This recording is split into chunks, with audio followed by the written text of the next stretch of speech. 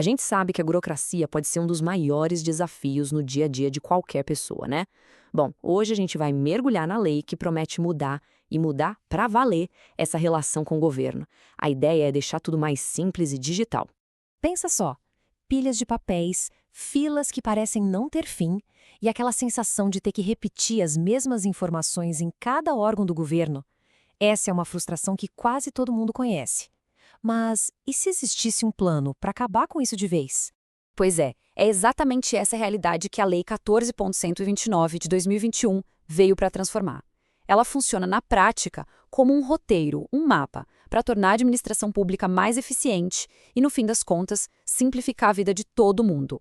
Para a gente entender direitinho como essa lei funciona, nossa análise vai passar por 6 pontos. Primeiro, a grande promessa, o fim da burocracia. Depois, a gente vê as novas regras do jogo para o governo. Aí vamos falar sobre a unificação da identificação, a importância dos dados abertos, as novas ferramentas digitais e, por último, o que tudo isso significa para o futuro do serviço público no país. Então vamos lá. Começando com a grande promessa. Será o fim da burocracia? Aqui a gente vai entender a missão central, o coração dessa nova legislação. O artigo 1º da lei já vai direto ao ponto. A meta, com todas as letras, é aumentar a eficiência da administração pública por meio da desburocratização, da inovação e da transformação digital. O mais interessante aqui é que a tecnologia é a ferramenta, não o objetivo final. O foco real é mudar a lógica de como o governo opera. Mas como é que essa missão vira realidade? Isso leva a gente para a segunda parte, as novas regras do governo. E aqui, a mudança é menos sobre tecnologia e muito mais sobre uma nova mentalidade, uma nova forma de pensar o serviço público. O artigo 3º define princípios que colocam o cidadão no centro de tudo. Claro, simplificar não pode significar menos segurança, de jeito nenhum. Por isso, a lei também reforça a transparência, o incentivo para que a sociedade fiscalize e a interoperabilidade de sistemas para acabar com a repetição de dados. E o mais importante, garante a proteção rigorosa dos dados pessoais, seguindo a nossa LGPD, a Lei Geral de Proteção de Dados. A terceira seção trata de uma das mudanças mais concretas e impactantes da lei: a criação de uma chave de identificação universal. Sim, estamos falando do CPF como o único número necessário para interagir com o governo.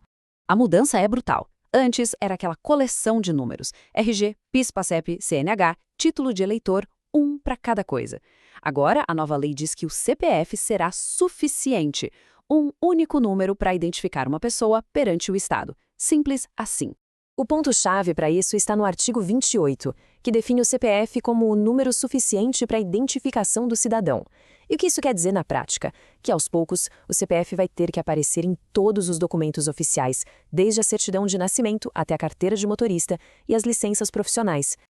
Agora, vamos falar de uma coisa que vai além da conveniência pessoal e entra no coração da inovação e do controle social.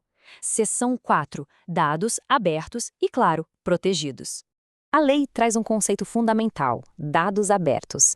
De acordo com o artigo 4º, são dados públicos num formato que um computador consegue ler e que podem ser usados livremente. Agora imagine o potencial disso: pesquisadores, empresas e qualquer cidadão podendo criar aplicativos e soluções inovadoras com base nessas informações. E isso nos leva para outra ideia muito poderosa, que também está no artigo 4º, o governo como plataforma. A lógica aqui é que o governo deve fornecer uma base tecnológica segura, como se fosse um alicerce, para que a própria sociedade possa construir novas soluções em cima dela. É um convite à inovação. E isso não é só teoria, viu? O artigo 29 traz exemplos bem concretos do que precisa ser publicado: contratos públicos, gastos com viagens, salários de servidores, notas fiscais de compras, e a tabela mostra o porquê: para combater a corrupção, aumentar a responsabilidade e permitir que qualquer um possa fiscalizar como o dinheiro público está sendo usado. Na nossa quinta sessão, a gente vai ver como tudo isso se materializa na prática, por meio da nova caixa de ferramentas digitais do governo. A lei determina, lá no artigo 20, a criação das plataformas de governo digital. O objetivo aqui é acabar com aquela confusão de ter dezenas de sites e sistemas diferentes, um para cada coisa. A ideia é ter um canal digital único, um portal central, para acessar todos os serviços. E essas plataformas não podem ser de qualquer jeito, não. O artigo 21 exige uma série de funções: poder solicitar e acompanhar serviços, agendar atendimentos, avaliar a qualidade do serviço, receber notificações e até fazer pagamentos. É basicamente uma reformulação completa da experiência de quem usa o serviço público. E aqui vem um ponto fundamental sobre prestação de contas. O artigo 22 diz que o desempenho dessas plataformas tem que ser público. Isso inclui o número de solicitações, o tempo de espera e, o mais importante, a nota de satisfação de quem usa o serviço. É a transparência levada a sério. E com isso, chegamos à nossa última sessão: o futuro do serviço público. Afinal, o que toda essa transformação significa para o Brasil? A jornada que a lei propõe é muito clara.